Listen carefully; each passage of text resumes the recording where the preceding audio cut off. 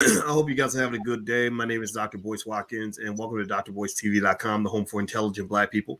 And speaking of intelligent Black people, I have the opportunity to speak with the one and only Nicole D. Price.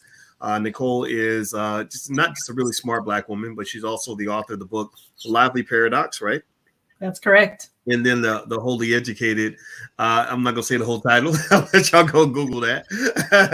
I'm trying not to cuss. I'm trying to get away from that, but then again, Ah, but it ain't gonna work. It ain't gonna work. But anyway, so I'd like to ask Dr. Price, how you doing today? I'm fabulous. I too have tried to stop cursing, but every year I seem to fall off by this point in the calendar. Well, let's do a survey. Okay, so as you put your B1s in the chat, how many of y'all cuss a little bit too much? How many cussers we got in the building? I read where they said that cussing is actually a sign of intelligence. So right? So maybe that's our excuse, right? I'm too smart to not cuss. I can't help it. My brain is just making me cuss, and I got to get it out. But anyway, so if you want to know why Dr. Price is was invited here today, uh, I have a lot of respect for Dr. Price, largely because she is a big part of what our community needs. One thing that Dr. Price can do, among her many magic tricks and skill sets, a broad set of skills that she has, is she's very good at relationship management. She is able to help people figure out how to get along well enough to achieve common goals. Now, now many of you know that we've been talking about relationships for a long time, and a lot of people thought that I was just getting weird. They thought that I was doing that because I got married, which obviously that plays a part in the shaping of who you are as a person. But one of the things I picked up, particularly from George C. Frazier, who came into this platform, is I said, that's it. That's the secret. If we can get our people to really be intentional about working together, getting along with each other, conflict resolution, we can achieve common goals.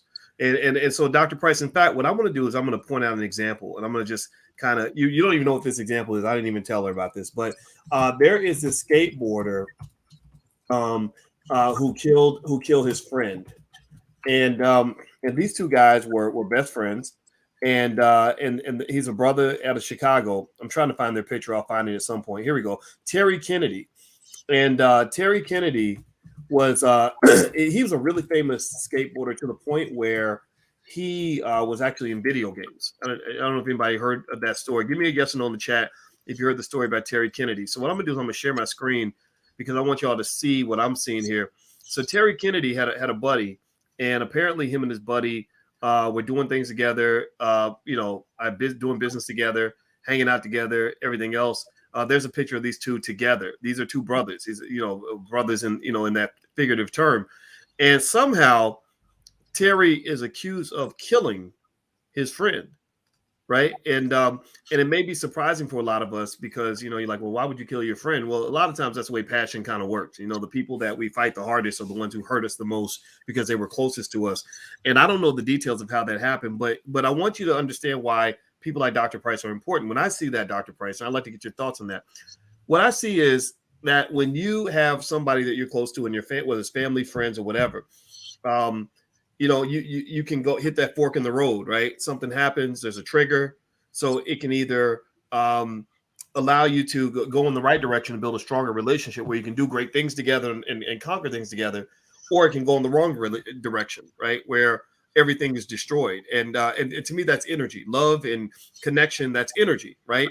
And so, when I see something like what happened with Terry, I see a scenario where the energy went bad, where that positive energy that they were using to build and to do great things, suddenly that energy became destructive energy where they're aiming it at each other and somebody ends up dead and now one's going to prison for a long time. Um, Tell me about what I just said in what you're hearing from what I said about how the use of that energy and the way we connect with the people that we're close to plays a part in our life outcomes. Yeah, I want to first acknowledge that that's a really sad story. Regardless of if Terry did it or not, he lost his friend. And it's always really sad when we lose our friends. And when we think about relationship and we think about business and going into business with people we like, we love, that's one of the dangers that the relationship, if we're not being thoughtful, can be at risk but it doesn't have to be. Typically what we do is use hope as a strategy, and hope is not a strategy. We just get together with people who we think we have commonalities with, and we say, all right, you and I, we kind of think the same about this topic, about this product. Let's work together and just throw bodies at it. But there are some proven strategies that will work and do work, and things that we can do to make sure that we are thinking the same way about how we communicate. Dr. Boyce, you and I have known each other for a while now, and our communication styles are very different. And there's a benefit to mine and a benefit to yours. And we need to come to some agreement if we were going to work directly together for a long time on how we want to handle that.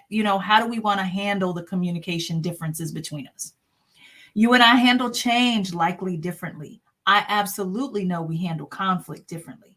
And if we don't have a conversation about that before it becomes an issue, what is more likely to happen is that the negative parts of our personality is what tends to lead, and not the thoughtful parts of our personality. Interesting. Well, I think about that, right? And one thing I've noticed is that when I think about some of the ugliest conflicts I've had, it's interesting because they say the opposite of love is hate, but it's not, right? The opposite of love is indifference. And sometimes the madder you are at that person, or the madder they are at you, it reflects how close you were. Like I'm not just mad at you because you did something wrong to me. I'm mad at you because I still kind of I love you, but I hate you. Maybe I hate that I love you, or I just or you just, or the hurt that came from from whatever occurred. It hurt me more that a person close to me did that to me than it would if a stranger did, or said, or whatever the case may be, right? And I think that you see it all the time. I mean, I don't know how many of y'all, give me a yes or no in the chat if you can think of examples of times where two people were really close, and suddenly things just blew up and went out of control, and it became just the most ridiculous ghetto slugfest type situation you've ever seen. And I'm not just talking about not with just fists. I'm talking about just just got ugly, got real ugly. And I see that a lot, actually, all over the place. I see it on the internet.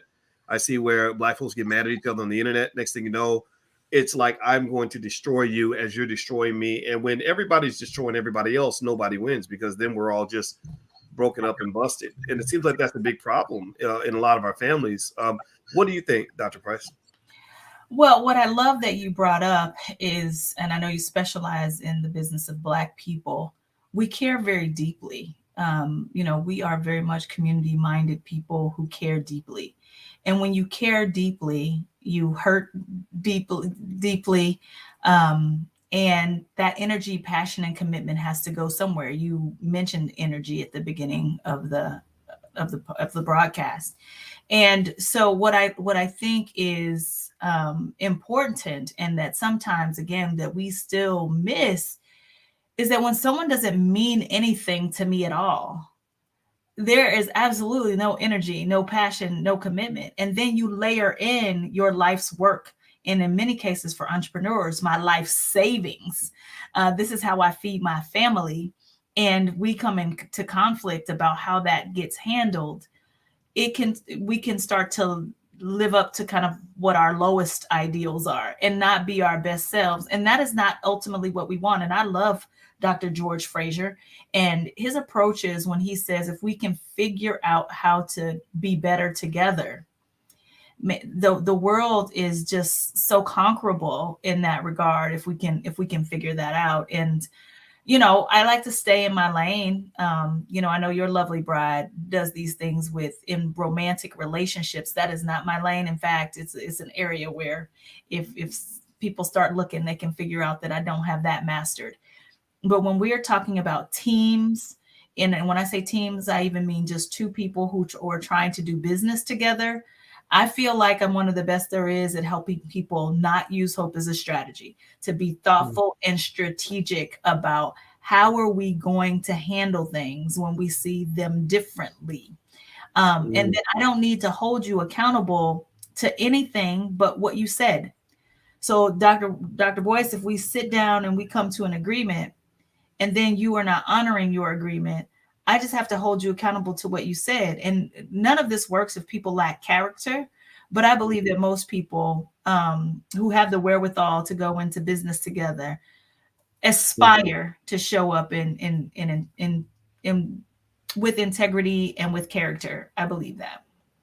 Everybody, I'm speaking with Dr. Nicole Price, and we're talking about particularly family business in our community because I mentioned to you guys that your family is your first economic asset, and but also sometimes you have family that you're not related to, and you want to build together, and there is a process for that. There are tools for that, and I encourage you to pick up those tools if you want to get good at what you're doing. So do me a favor, hit the thumbs up button, hit the share button, hit the subscribe button if you haven't done it yet. Share this video with any of your crazy relatives that you want to hopefully get them on the same page. I'm just messing with you. And actually, I want to ask Dr. Price that question. But first of all, I'm gonna ask the audience. I'm gonna ask you, how many of y'all got some people that you would love to work with and partner with in your own family, but they just seem like they just on another planet? They just have crazy, it's ridiculous. You can't even get them to understand, like, look, just chill out and we can actually do some great things together. I go through it all the time, Dr. Price. I go through it where I'm sitting there thinking, if you would just calm your silly ass down, we can make so much money together, right? But yet, because it seems to me that, our experience in this country is tough, right? We endure trauma. I know I've endured trauma. I know you endured trauma. Your poor late mother and what happened with her. I mean, my gosh, my heart goes out, by the way, to your family for that. And I think trauma kind of makes us triggered, and it's hard to kind of rein that back in. How do you deal with a crazy relative? If you got somebody in your family and you really want to try to find common ground, do you distance yourself, or do you try to build a bridge? I mean, what do you do? I mean, a lot of us, our first reaction a lot of times is like, I got to get away from y'all. What do you think about that? Yeah, our first reaction is distance, and our first reaction is distance because oftentimes we put people in two categories. Either you are a mean, evil, vindictive person, or you are just so idiotic and dumb that I don't know what to do with you. So when we put people in these two categories of jerks or idiots, it's a zero-sum game. There's no solution to that. But what I invite people to do is think about when conflict shows up, there are three specific reasons why people are fighting. One is we don't even have the same goal. You want one thing, I want something else.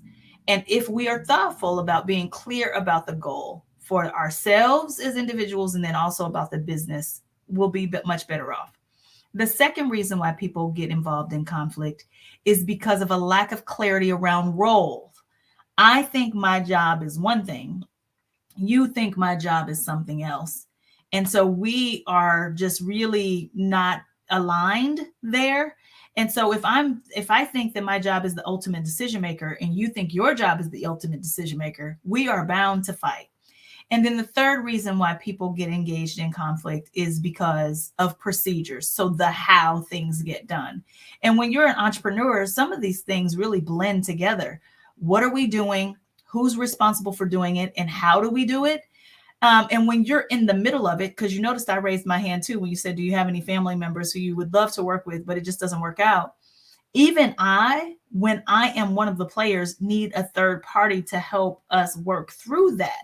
Oftentimes you cannot do it by yourself because it's hard to listen sometimes without a third party to help make sure that people get heard. Oh, sorry, I muted myself. Because I was focusing, I was actually taking notes. In case y'all wondering, I was taking notes for real because we're all trying to figure it out. So I got the point when you mentioned lack of clarity kind of around roles, like am I the decision maker or you? You talked about procedures, maybe procedural ambiguity, like we don't know exactly how we're going to do it.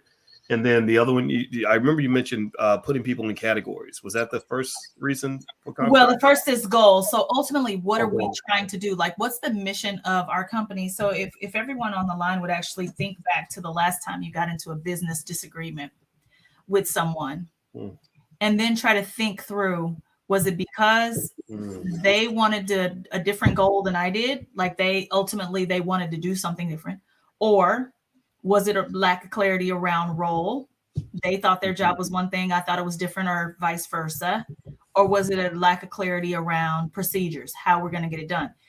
Almost always it falls into one of those three categories. So I don't want you to be vulnerable here on the line with everybody, but think if when you think about the last time you had a business conflict, which of those three would you say was the predominant that led to the conflict?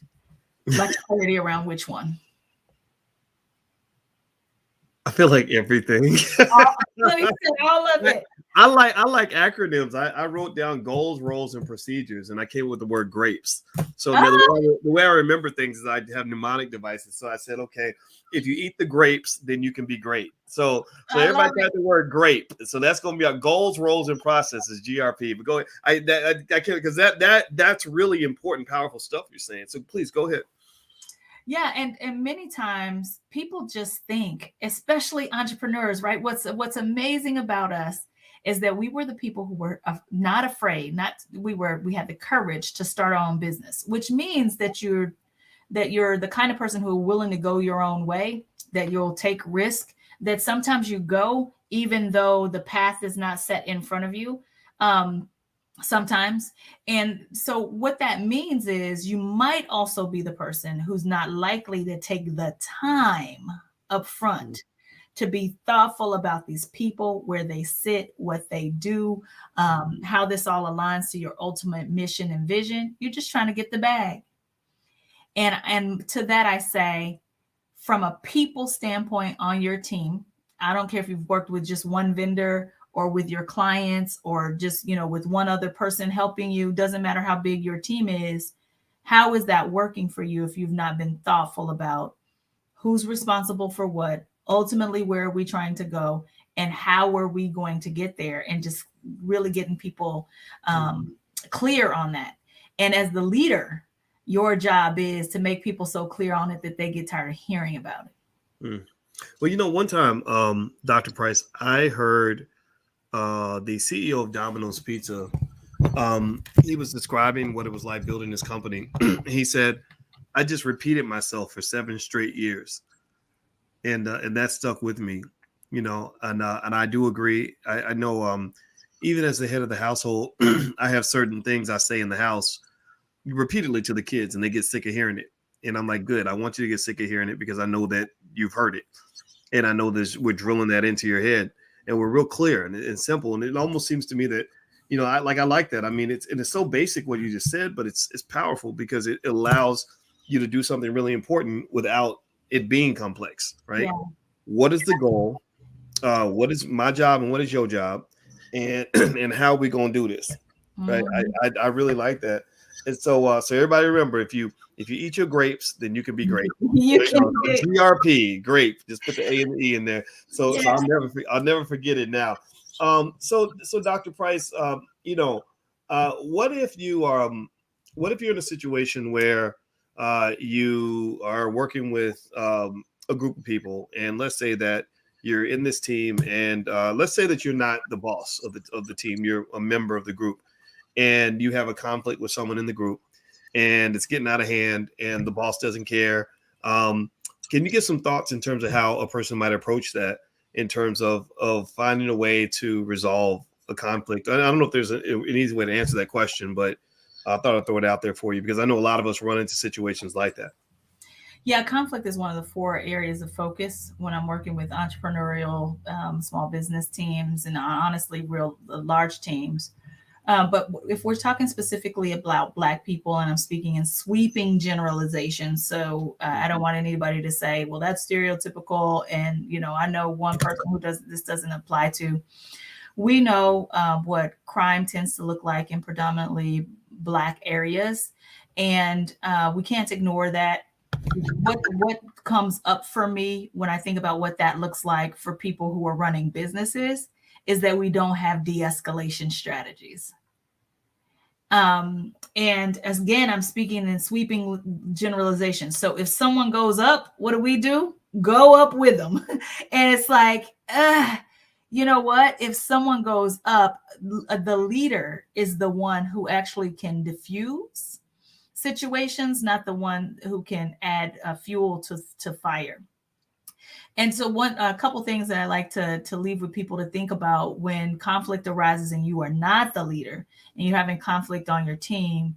The first thing that I ask people to think about is, what would you want to happen if you were the other person?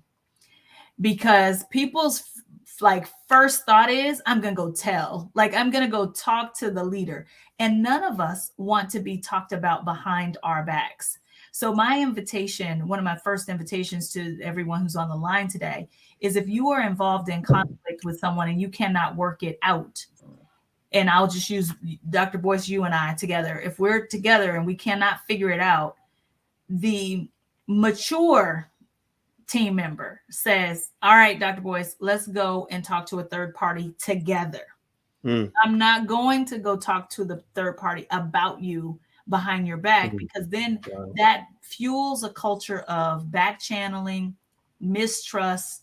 And now the leader has to come in and get involved. And when you're hiring people for the benefits and beauty that they bring to your organization. Sometimes they will come without de-escalation strategies, and we need to help teach them. And so a question that we often ask on our team is, how can you get what you want and I get what I want? Most of the time, we think zero sum. We learn that from the best people on the globe, colonizers. And that is, if I get something, I must take from you. But actually, culturally, that's actually not in alignment with who we are.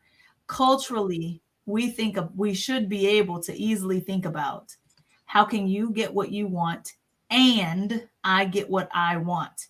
And through having set in those constraints and at least trying to talk about it, you're more likely to get to a solution. But most of the time, what's happening in people's heads is it's win-lose, competitive, instead of true win-win, or compromise, which is lose-lose. Like both of us have to give up a little something. And I don't like either one of those. I think if we can think about how we both can win, sometimes the answer shows up. That is heavy. That's intense. I mean, that's that makes me think about how, when you talk about the zero sum game versus competition, versus collaboration, it does seem to me that mindset, that unfortunately the pure capitalist mindset is a scarcity mindset. Right. It says for me to win, you got to lose, and that's not healthy. I think it just creates all these really awkward, odd energies. Greed, competition, a lot of fighting, stuff like that. I feel better because I destroyed you, right? As opposed to the abundance mindset, which would be in conflict, in contrast to scarcity. The abundance mindset says, look, if we pull together and work together somehow, that we can actually do something better together than we could apart. And I like that. I mean, and I encourage everybody to consider this. One of the things that happened with me, Dr. Price, was I spent a lot of time thinking about the fact that that when you have an enemy, your goal isn't to defeat the enemy. And maybe the least that you can accomplish is to get away from the enemy. But really, if you could turn that enemy into a friend, then you're really winning, right? Like, so if you have, like if I'm an 8 and you're a 4, if an 8 goes to war with a 4, then maybe, you take 4 away from me, I take you down to 0. So now I'm a 4, you're a 0, and I say I won, right? Because I've got 4, you got 0. But really, I didn't win. I used to be an 8, but then I went to war with you, and we're destroying each other, we're attacking each other, whatever it is, right? So we're both losing, because war is a destructive energy, period, right? And a lot of Black folks are at war with each other.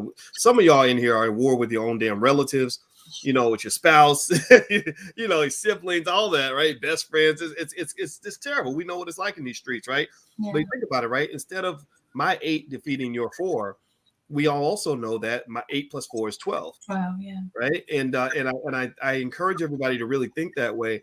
But that really requires you to kind of shift away from what we're trained to think. I remember I had to kind of, because as a man, you're like chest thumping, competitive. I'm going to win. We're number one, And I was like, no, actually, I don't need to be number one. How about we all become number one?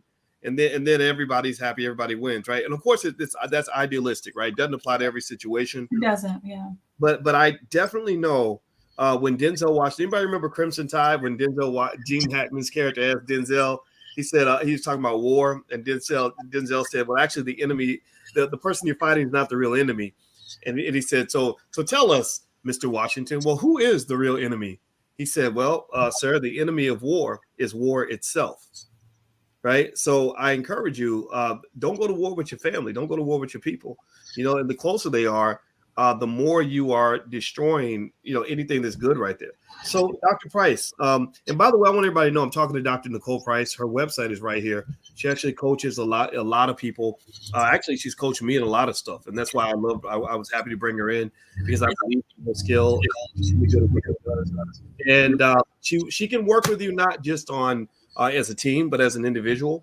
And I went to Nicole because I said I want to be a better leader. I know that I have a little bit of influence, and I want to use that influence wisely. I want to use it in a way that's productive.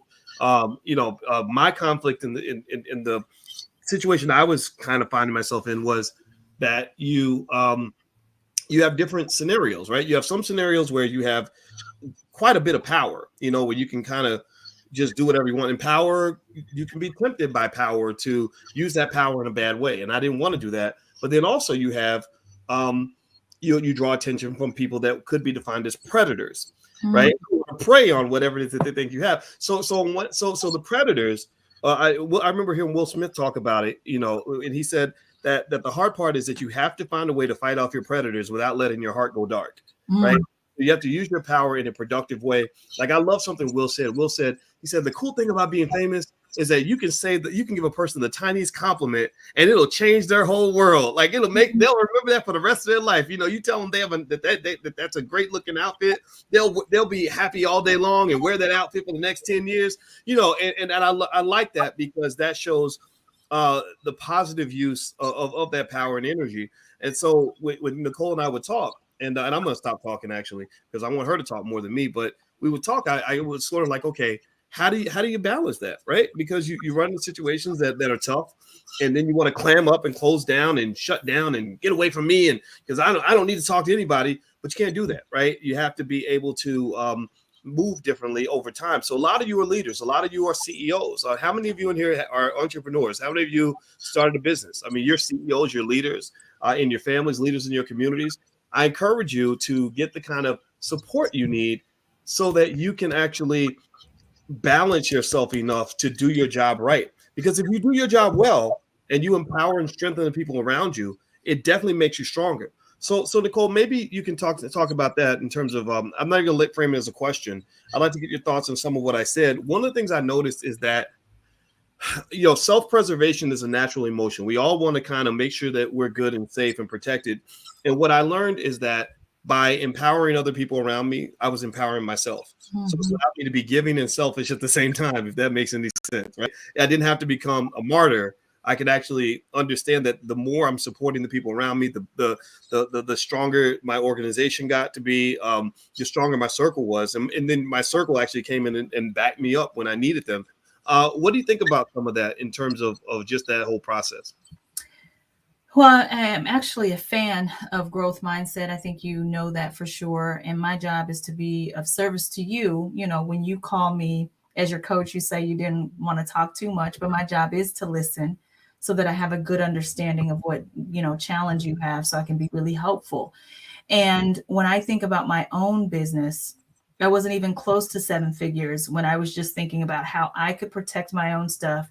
Yes, I have trademarks. Yes, I have copyrights. Those things are important. You don't want to be irresponsible with your intellectual property. But my first 7-figure year came when and you know this, Dr. Boyce, when I started sharing publicly on social media for free, 3 days a week, some of the basics of my content. And I know that many of my competitors follow me religiously. I know that they repeat things that I say, and there's enough sun to shine on everybody. And if I'm being honest, there's so much work to do in the space where I work that I can't do it all anyway. And so why not help another sister eat? Why not help another brother eat? And quite frankly, because of my background as a chemical engineer and kind of understanding more how process works and my level of education and research in some of these things, I can help people to make sure that they're talking about what they know. And so when I think about abundance, when I opened my heart up, and that's what I mean, when I opened my heart up to say, what is for me is for me, nobody can take it. What is for you is yours. I don't even want it. And I can share freely because it is mine. Like that's a mindset I can't convince someone of, but I will tell you, if you just try, I don't know, once a month to just say, whatever someone asks me today, I'm going to say yes. And just see what happens. See what the universe gives you. Every time I've said yes to you, Dr. Boyce, it has been a benefit to me, regardless of if I made financial dollars from it. And I'm not suggesting anyone go broke, like trying to be generous. That's not what I'm suggesting. I am suggesting, though, that when we believe that there's not enough to go around, it's really hard to grow. It's really hard to grow our business. And I think about that. And when we think about our employees, when we're saying things like, I can't find people who want to work, these people are lazy, they don't want the same things. And what I would say is more true is that leaders have to learn how to inspire people around the work. Some people are naturally inspired around your work, and other people need to be elevated a bit. And as the leader, if you can't motivate someone to want to follow you, whose challenge is that? Is that our employees or is that ours? And I believe it's the latter. And so that's what I'm here for. And I wanted to tell you that for your folks who are on the line today, typically a 12-month coaching session is $10,000. But for everyone who signs up, we're offering it for a mere $275 for anybody in your organization who signs up. And the code is coach. I don't know if you want to share that with everybody, but here's my thinking. I want Black people to have their own personal development plan as part of their business. I've given a personal development plan to you and to your brother Lawrence, and I'm sure it has been really helpful to you. And you can talk about that, but really to help you understand what's your leadership style. How do you handle the communication? How do you handle conflict, change, and decision making? And if you want to be your best self, because Dr. Boyce, I also don't try to change you. You know that there are certain things about who you are that I'm like, oh, it makes me just a little nervous. But when you come to me, I'm not trying to change you. I'm trying to help you make progress on your goals. And that's my role as a coach. So typically $10,000 for the year, but happy to, for your folks, it's do it for $275. And again, that'll include a development plan that even if they decide not to work with me going forward, that development plan can help them with their team. Okay. Yeah. Well, I like that a lot. So her website, Nicole's website is NicoleDPrice.com. And the code word is coach. It's coach. Yep. And you just go to the store. And if you want to bring yourself and maybe your assistant, or yourself and maybe your COO, you get an even additional 10% off for getting more than one coaching session, or more than one coaching seat. So I just wanted to share that because it's not often that I get to get in front of your people. I think, was it a year ago now? It feels like. Yeah. We talked. Yeah. So I'm feeling generous. Well, I'm glad that you're here, and I can tell you all, I work with Nicole, and she's very good at what she does, and sometimes, I mean, there's been times where I called Nicole like, okay, I got this problem, I need help. Can you talk me through it? And what really I was impressed, and I'm looking at a couple of words I wrote down as you were talking. Whenever she talks, I take notes. I want everybody to know that. And two words that came to mind when you were talking was, you talked about listening. And listening is, especially for me as somebody who talks too much, that was something I had to really start being intentional about. And I learned that really listening was very important in terms of, resolving conflicts, understanding people, listening, being able to repeat what you just said to me, getting out of my own ego in terms of what I feel and what I think and how I'm going to respond, and really trying to get into what you're saying and what you're, and that's something I've noticed that a lot of great leaders can do, people that I respect, like the George Frazier's and yourself and stuff like that, that's what they do. They'll listen and they completely get everything that's going on. And the other thing that came to mind, the other word was the word reciprocity, aka trade. I think that everybody needs to understand this. This is something that wealthy people and the billionaires and millionaires, the good ones anyway, understand, I believe, which is that trade is the key to wealth. Before there was money, and how did they know which cities were the richest cities and which people were the richest people? Well, it's based on trade. If there's a lot of trade, then good things happen. When there's no trade, nothing good happens. So I want you to pay attention now. Everybody listen. So when you have a country, sometimes you'll have scenarios where a country says, you know what, we're doing too much for other people. We're giving too much, too much of our stuff over here and over there. And they'll go into a national mindset, right? Like the Donald Trumpish kind of mindset, like us and only us, and we matter and that's it. Screw everybody else. And unfortunately, what that is, that's like the equivalent of somebody, who goes into romantic relationships saying, it's all about me. I'm gonna get mine. That's it. Right. That's not a healthy relationship, and it doesn't lead to a healthy outcomes. So when economies go into a shut down nationalist mindset, there's a big economic loss that occurs. The pandemic, that's why GDP plummeted, because everything shut down. People stayed away from each other. We weren't traveling. We weren't connecting. We weren't trading. Right. So trade is the key to wealth. So I need you to translate what I just said. Everything I just said, translate that to the Black community. Right.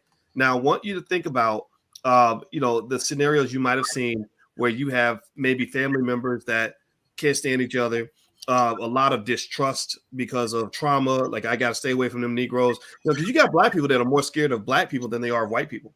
Like, they'll go and they will engage with white people because they feel safer with them than they do with their own people. Right. Well, that leads to economic loss, right? Because if you have, let's say you have 3 siblings that, if they came together and put all their labor together, they could create this amazing business, right? But because they've never learned how to resolve conflicts and they've never learned how to fully trust each other, they stay away from each other. Like, well, I can't work with my sister because my sister get on my nerves, and my brother, he's just stupid. So what do? What happens then, right? Well, I go work for white man A. He goes works for white man B. She works for the factory down the street.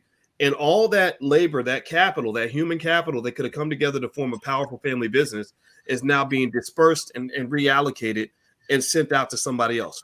You see? And then from a personal standpoint, when we're trying to get together from as a family, we can't align vacations. We can't spend the time together. And so that's another added layer of stress. I want to clarify for people, though, I'm not a therapist. And I do think everyone needs to have their own personal therapist, because sometimes, and I'm talking about me too, so I am not disparaging anyone else. Sometimes I have family members who will not work for my business because of childhood trauma, where you think you're better, I think I'm better, whatever. That stuff has to be unpacked on a personal level and worked through, because why would we allow that to damage our ability to make money together for our family and build wealth? Even when you talk about trade, I mean, at this point, I do kind of consider you friend, family, maybe. We trade. Yes. We trade. And I don't think anyone is feeling like they have lost out because we trade. Yep. And I agree 100%. I think that is, and trade requires trust. Yes. Right? Because if I'm trying to establish any form of reciprocity with another person, I gotta trust that whatever I throw out, I have a chance of getting that back.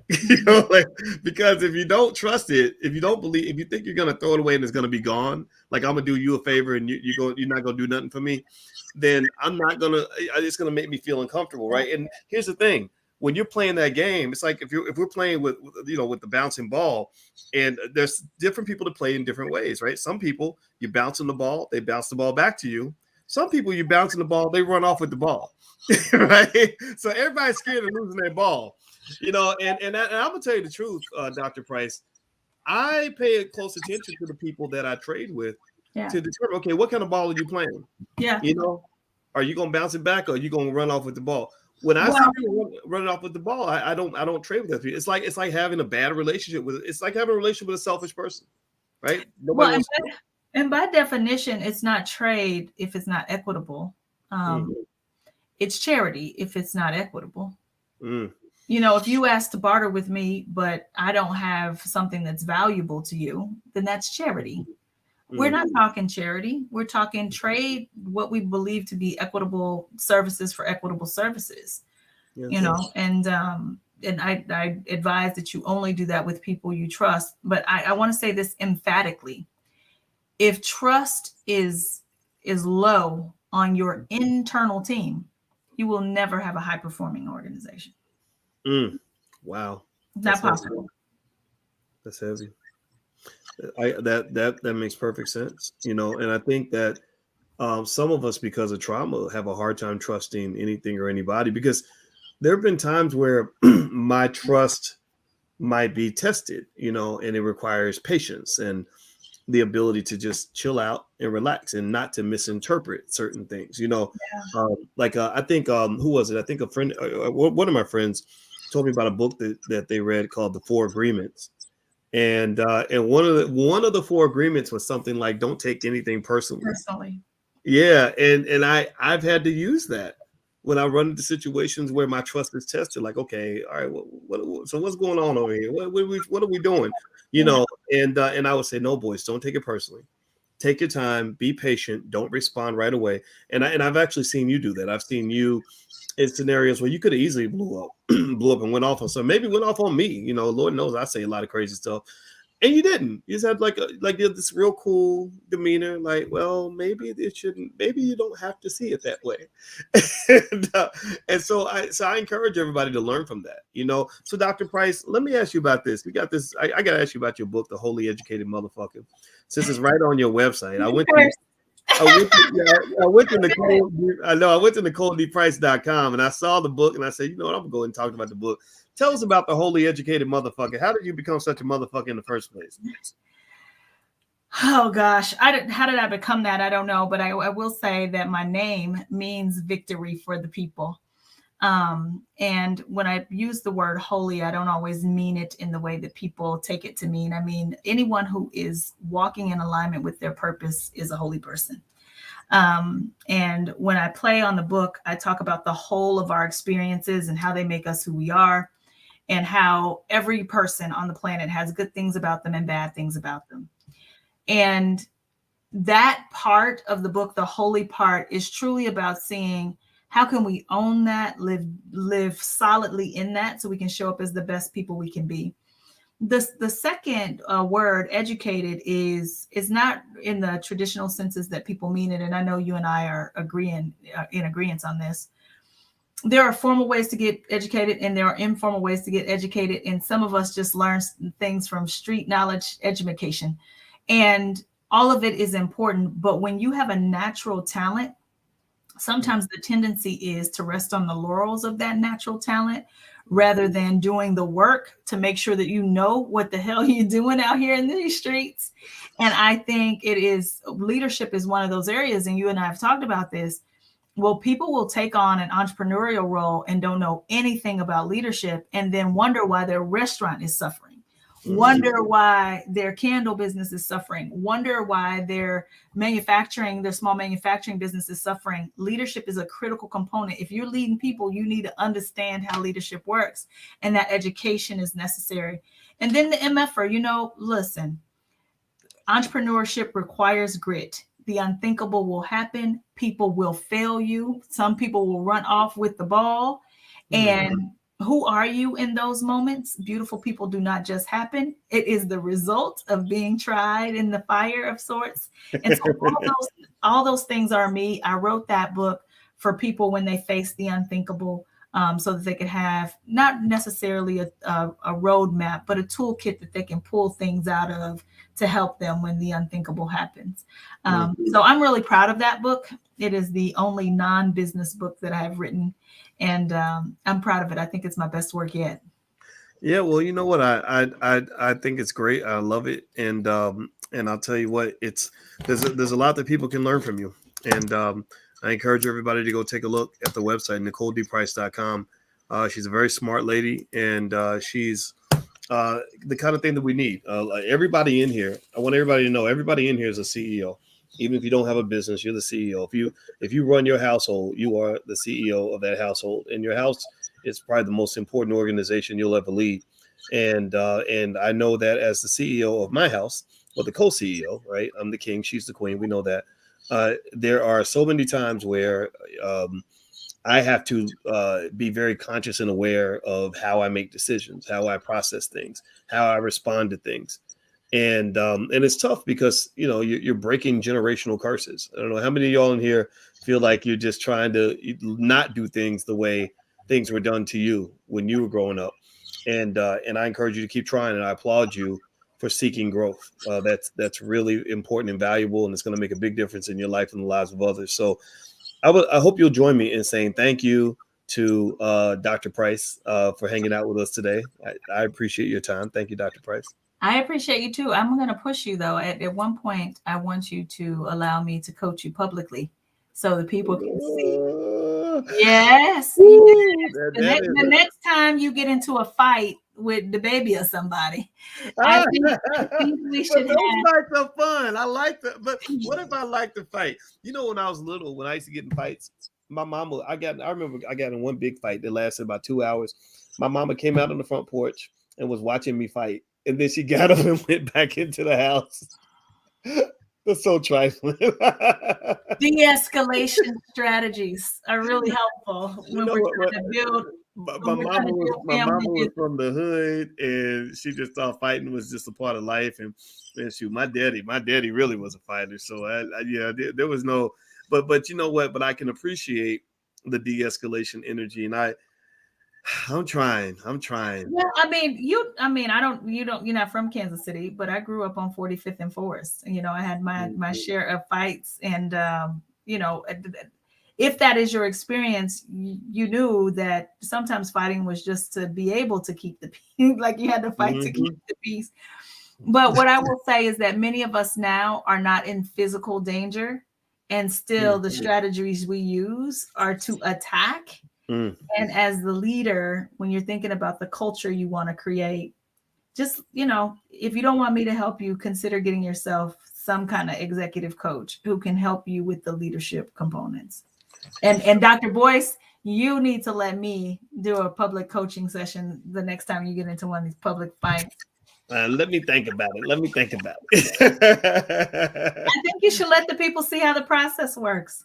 Oh gosh, that's a tough one because it's what's so tough about it is that I know that when everybody's watching that there's a little you say you're not a therapist, but when we're talking, I feel like I'm talking to a therapist because because you'll coach me through a way to kind of approach a problem that's completely outside of myself, and then when you get outside of yourself, you start looking at your old self and saying, okay, I don't like that self so much.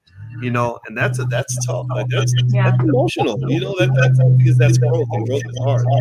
But I encourage everybody to grow. And I'll go ahead and hit the mute button. It sounds like you got a little feedback, but it's okay. All right, so everybody, please thank Dr. Price for her time. God bless all of you. It was real. And her website here is NicoleDPrice.com. If you could also hit the thumbs up, share, subscribe button on your way out the door. And we will see you all soon. And Dr. Price, you can just hang on and we'll say goodbye offline. So take care, everybody. Have a good day. See you soon. Bye-bye.